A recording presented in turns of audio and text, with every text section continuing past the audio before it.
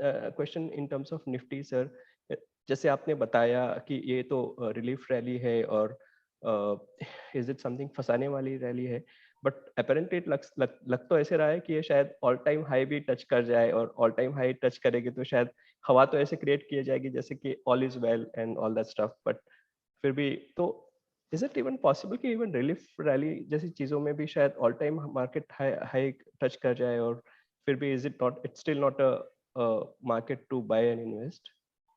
हम इसको दोबारा समझते हैं और ये बहुत अच्छा सवाल है। रिलीफ रैली में जब हमने वेबिनार भी किया था तो मैंने जिक्र किया था, रिलीफ रैली में ब्रॉड मार्केट को उठाते हैं। ब्रॉड मार्केट के उठाने के जो काउंटर्स हैं, उन काउंटर्स में 20-30% घोड़े ही चलाते हैं। इसलिए स्मॉल कैप मिड कैप को तो बिल्कुल साइड पे रखो, गधों को साइड पे रखो। हर काउंटर का जो रिलीफ रैली में जो योगदान होता है वो बहुत लिमिटेड पीरियड के लिए होता है। हर काउंटर के विद इन जो स्टॉक्स होते हैं, जो घोड़े चलाए जाते हैं, जो कि उस सेक्टर के 10-20% घोड़ों को चलाया जाता है, उनका भी टाइम पीरियड बहुत लिमिटेड होता है। ट्रैप मैं इसलिए बोलता हूं कि जो आम लोग हैं, जो technicals, fundamental, long term investing 20-30 साल से मार्केट में, मैं उनको मना करता हूं कि भैया फंस मत जाना, क्योंकि वो एक काउंटर में या एक स्टॉक में जब घुसेंगे, उस स्टॉक और काउंटर का 70-80% रैली हो चुका होगा।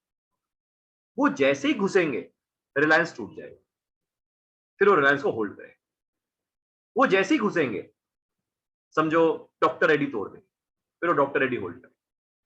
वो जैसे ही घुसेंगे, समझो एचडीएफसी बैंक तोड़ दें, फिर वो एचडीएफसी बैंक होल्ड करें।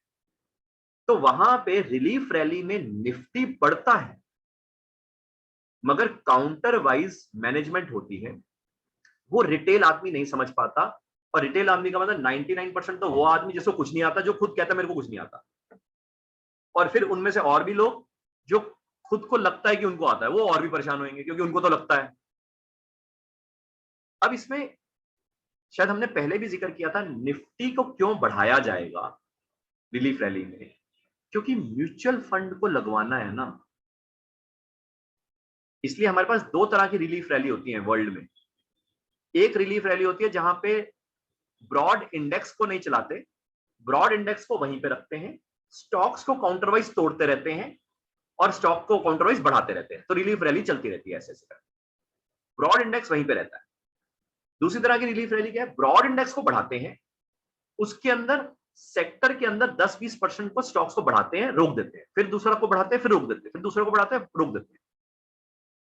इंडिया में वो तरह की रिलीफ रैली, देखो ये प्रेडिक्ट करना मुश्किल है कि कौन सी वाली रिलीफ रैली चलाओगे, बट समझ ऐसी आती है कि हिंदुस्तान में निफ्टी को नहीं तोड़ सकते, निफ्टी को नहीं फ्लैट कर सकते, क्योंकि डीआईआई का पैसा चाहिए, क्योंकि एफआईआई तो जा रहा था। अब अगर हमारे interest rates almost at differential जितना चाहिए था यूएस के साथ, 3.25% का डिफरेंशियल चाहिए, अगर मैं उतने डिफरेंशियल पे खड़ा हूं तो मेरे पास फ्लोज आएंगे, और अगर मेरे पास फ्लोज आएंगे तो एफआईआई तो आएगा ही आएगा। अगर एफआईआई आएगा तो थोड़ा बहुत अगर डीआईआई निकल भी जाए तो क्या फर्क पड़ता है। वो फेज में निफ्टी की करेक्शन हो सकती है, क्यों, क्योंकि एफआईआई को खरीदना है। तो एफआईआई को खरीदना है, अगला तो बार्गेनिंग करने आएगा ना, तो अगर उसको खरीदना है तो वो जो जो काउंटर वाइज निफ्टी को बढ़ा रहे थे, अब आम आदमी को फटाफट बाहर निकालना, तो मैं क्या करूंगा, मैं काउंटर वाइज तोड़ूंगा तो बहुत समय लग जाएगा सर। एफआईआई को तो फटाफट आना है, तो क्या करूं, निफ्टी को तोड़ देता हूं, रिटेल आदमी भाग जाएगा या परेशान हो जाएगा। तो ये स्ट्रेटेजी के तहत रिलीफ रैली में 18,600 को एक्सीड करते हुए दिख सकता है, कोई प्रॉब्लम नहीं।